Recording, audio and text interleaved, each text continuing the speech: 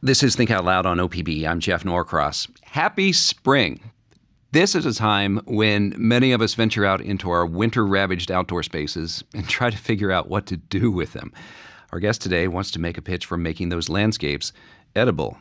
Dusty Arab runs Hearth and Hollow. It's a nursery in Vancouver, Washington that teaches people how to grow food in any kind of dwelling and in any time of year. Dusty Arab now joins us in our Portland studios. Dusty, welcome to Think Out Loud. It's good to have you. Yeah, thanks for having me.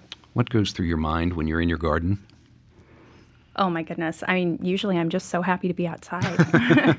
In my last gig, I was in front of a screen all the time. So being able to, just be outdoors and enjoy the Pacific Northwest is about as good as it gets for me. What was your last gig that had you in front of screens all day? I was an online marketer.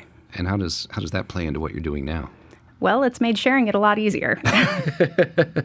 Why did you change? I mean, the biggest reason, honestly, was the inauguration.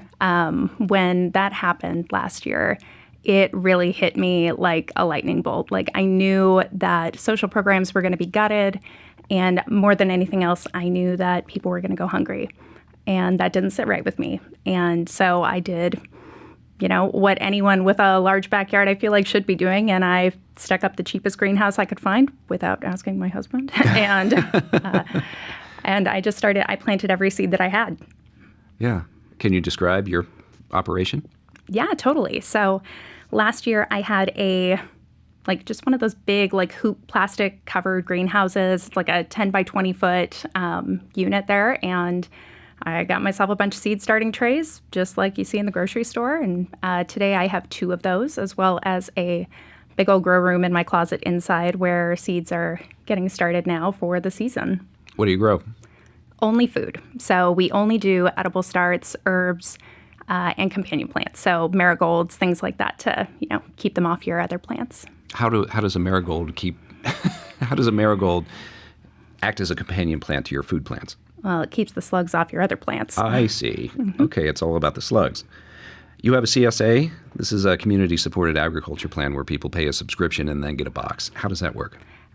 It's the same idea. So instead of getting your transplants at the big box stores where they tend to be sick, they come with, pests and things like that.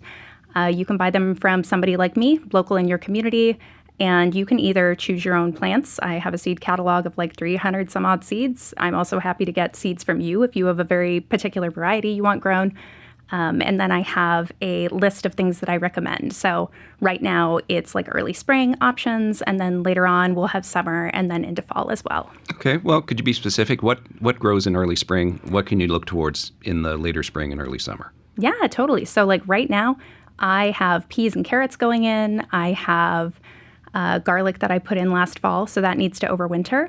And because we didn't have a real winter here, nothing in my yard actually froze over. So I also have a lot of spinach and celery and things like that overwintering. You can also be doing lettuces right now. That's a great option. Mm-hmm. We asked some of our listeners to comment on what they grow in their gardens. On Facebook, Daniel Weidinger said, "We usually grow the same stuff every spring and summer. Give a bunch of it away to friends and neighbors, and are still left with enough to cut down the grocery bill for a few months." He lists many fruits, many vegetables, but goes on to say, "But my real passion is our ever-expanding berry patch. We only buy blueberries in the off-season, since the 8 bushes we have keep us overloaded through the summer. Black and red raspberries, black and red currants, red and blue huckleberries, saskatoons, wild alpine strawberries round out the mix on our 2 acres in Sandy." Just reading that made me hungry. Oh, delicious. I'm a huge berry fan myself. I have a massive raspberry patch, and I heard that Costco is running a sale on blueberry plants right now, so that's my plan after this. Awesome. What grows really well here? And by here, I mean the western part of the state. Totally. Honestly, everything.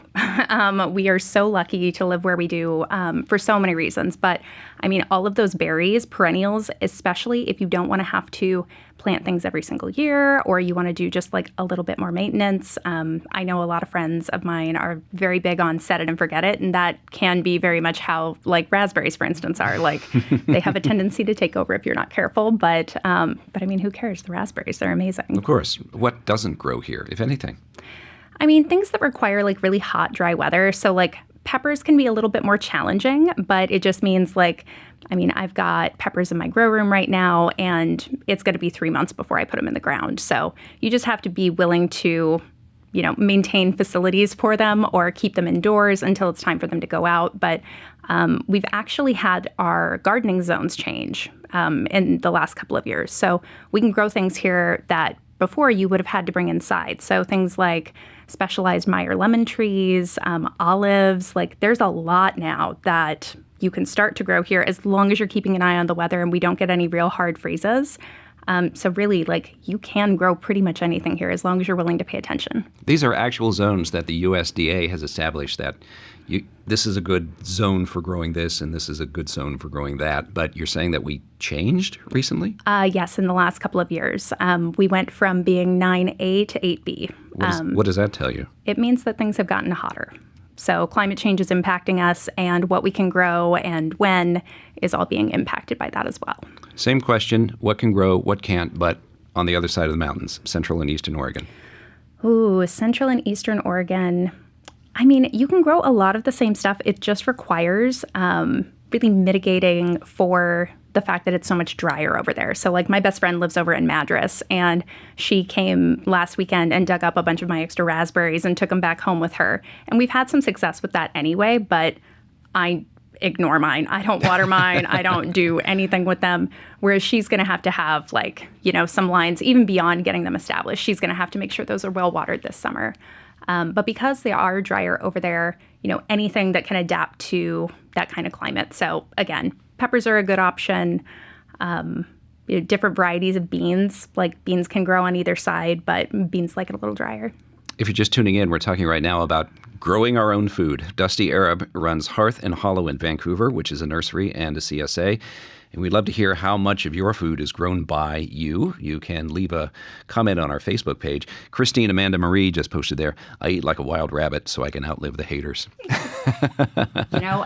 I think we all have our different goals for growing our own food, and all of them are valid. Yeah. So what is your advice for someone who's just getting started? Start small. I know how wonderful those seed catalogs are and how you get so excited. But even if you do have a large amount of space, if you're just getting started, make life easy on yourself. Try and grow some easy stuff. Again, I like going back to peas and beans because those ones do direct sow really well versus using transplants. Transplants are an easier way to get started, but peas and beans don't like having the roots messed with. So you can just pop those in the ground, have your kids help, whatever. And they tend to be really, really productive. So how does this practice alleviate food insecurity for people? Oh, man, in so many ways.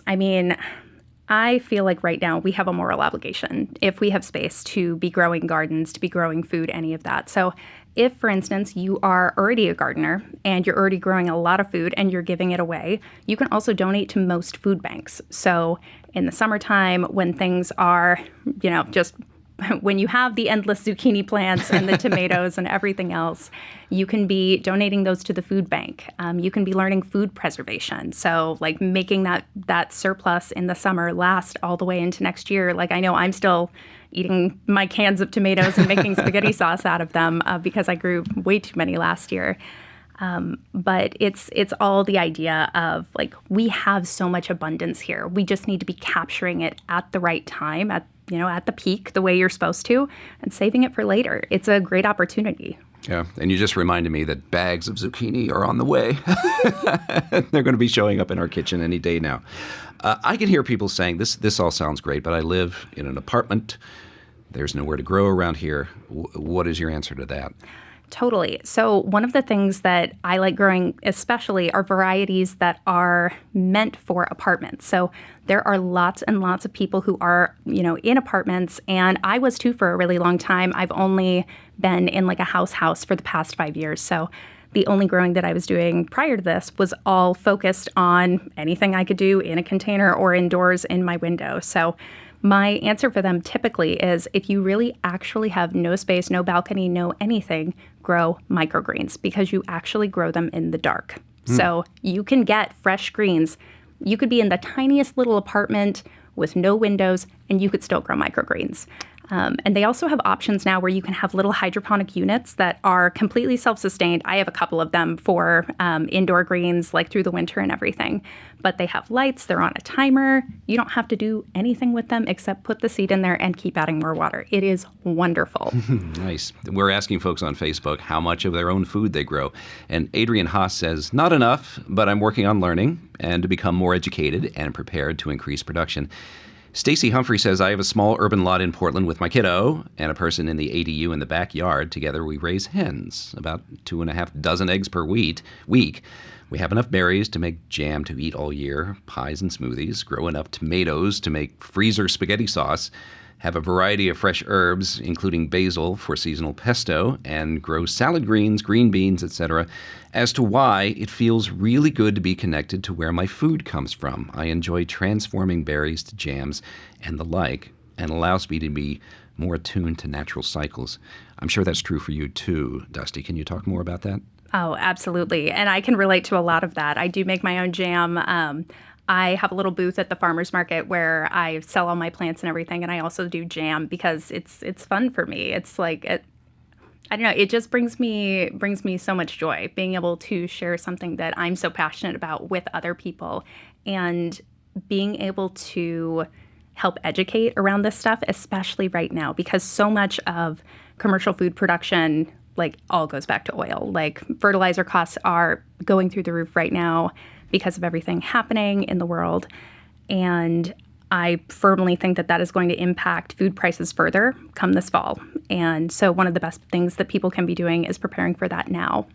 I get the sense that people are hearing this message more and more because of the oil issue, maybe because of how agriculture is run in this country, maybe because of the food that they're eating not really making them healthy, in fact, maybe actively making them sick. Are you feeling that too? More and more people are coming to you with these questions? Absolutely. It's very, very important to me. So everything that I grow, it's all in, I know it sounds wild to call soil organic, but there is organic soil versus not organic soil. Mm-hmm. I don't buy bags of Miracle-Gro or things like that. Everything that I use is OMRI certified, which means that it's allowed to be used in organic practices. But all of the farms that I partner with, all of the people who really understand like what I'm trying to do, it's incredibly important to them that their food is clean, and I don't blame them. I don't want to be feeding my family chemicals. Like I don't want to do it. I've been thinking about gardens, and I'm using this term in air quotes here, gardens, because I just got back from the UK. And Brits will talk about their gardens like we talk about our yards. Mm-hmm. Maybe there's food out there, but there's also plants for the pollinators, or maybe just things that are pretty to look at.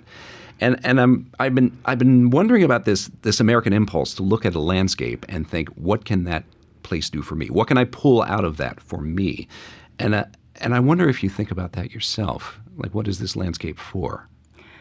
I mean, I feel like I come at it from both perspectives because, like, if there are no pollinators, there's no food. So in addition to all of the different, like, edible things that I'm planting, I'm also, like, the Clark County Conservation District just finished up their annual plant sale. And so you're able to buy all of these native plants. So I planted elderberries and serviceberries and, you know, all of these other varieties that pollinators just go absolutely nuts for. You know, I've got red flowering currant all over my yard, and I just saw hummingbirds in there. So I think it's allowed to be both. Like, I have a section of my yard, like, if you could see my yard, you would be amazed at how much grows back there, because my entire south fence has fir trees on it. And, like, big fir trees, like 200 feet tall, like, aging. They're very large. And it's a problem because of the shade? Because of the shade, exactly. Okay. So they shade a big portion of my yard. So the majority of my yard is only partial sun. So I have to get very creative. But as a result of that, there's a whole corner of my yard that I just let go nuts. Like, it has Oregon grape, it has other native varieties, but it's for all the raccoons and the possums and the birds that come through my yard. Like, I get to see all of them. Like, we have a Cooper's hawk that comes and nests up in one of our fir trees every single year. And so we get to be a part of that. You know, we're part of the ecosystem too. So what can cities, counties, municipalities, whoever the local government is, what can they do to help? Listen to farmers. They can listen to farmers. What is a farmer? Oh, That's such a great question, and it's something that I wrestle with because sometimes people will call me a farmer, and I'm like, I'm really not. I have a backyard nursery. I'm not seeing food to completion. I'm helping people get the plants started. So for me, I'm a grower. I don't consider myself a farmer, at least not at this point. I think anyone who is actively producing food for more than just themselves on purpose and, has a farmer certification is probably a farmer. Excellent. So if people are interested, what kind of resources would you point them toward? Oh, totally. So I actually put together a bunch of things for this in particular. So if you go to my website at hearthandhollow.org/OPB, you'll be able to find a whole bunch of links there. In particular, there's a link there for Flat Tack Farm. So that is a local farm that is working on a full diet CSA that I'm excited to be a part of. And I would recommend going and taking a look at that and seeing how you might change where your food is coming from this year. Dusty Arab, it was great to talk to you. Thank you for coming in. Thank you so much. Dusty Arab is a grower who runs Hearth and Hollow, an edible plant nursery in Vancouver. Tomorrow on the show, we are going to talk to a Portland retiree who is realizing his dream of opening a bookstore. Most of the titles for sale in Doug Lowell's shop come from his personal collection, and part of his goal was to save his family the trouble of getting rid of those books after he's gone. And we'll talk to him about his new career. If you don't want to miss any of our shows, you can listen wherever you get your podcasts. Our nightly rebroadcast is at 8 p.m. Thank you for tuning in to Think Out Loud on OPB and KLCC. I'm Jeff Norcross. Have a great day.